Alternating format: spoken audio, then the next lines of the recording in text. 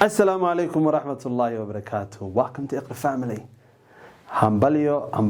dhammaan ardayda Iqra Family ee qalin jebinaysay sanadkan class of 2024. Yes. Videoga waxaan ugu talagalnay inaan kugu ogeysiino xaflad waa goorma macalin ayaa soo badatay bariyahan dambe. Masha Allah waynagii jadwal samaysanay. Qaybtiina waa soo dhameystirteen. Qaybteedina dhamaad ayay ku dhowdahay. Sawirradii waynagii dhameystirnay. boorarkii waynu dhameystirnay bugaagtii ardayda badankooda way soo dhameystireen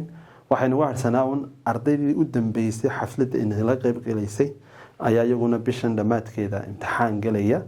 ardaydaasi ayaa in badan iyaguna aynu sugaynay si ay xafladda inoola qayb qaataan iyaguna dhamaad ayay ku dhow yihiin marka horta su-aashu wax weeye waa goorma xafladda macalin waxaasoo dhan hore aad usoo sheegtay yes okay let me tell you right now xafladdu waxay dhacaysaa bisha February ama bisha 29 mahal waa ayaama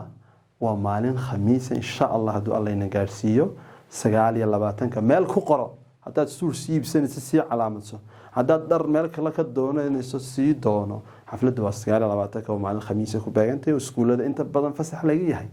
oo maalin xafladdu ma dib u dhacday no xafladda waxaynu sugaynaa sanad dugsiyeedka Iqra Family wuxuu ku soo xirmayaa waqtigaas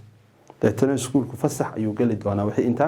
ka dambeeya insha Allah taala marka sanadkan sababta xaflad dib loogu dhigo xaway sanad dugsiyeedka iskuulka ayaa lagu soo xirayaa dhammaan ma doonana ardayna waxa hore ilaada advance baana miyaan xafladda aniga la qabanayn ardayda kolba in yar looma qaban karo xafladda way la fahantaan malayna mar baa la is wada raacinaya ardayda marka ardayda u dambeysay imtixaanka iyagu inoo galay insha Allah taala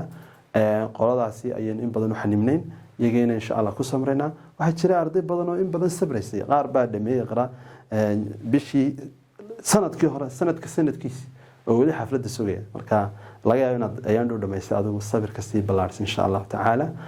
xafladuna waa 29 February ama bisha labaad maalin khamiisa waalid insha Allah saasad loo soconaysan arday waalid ba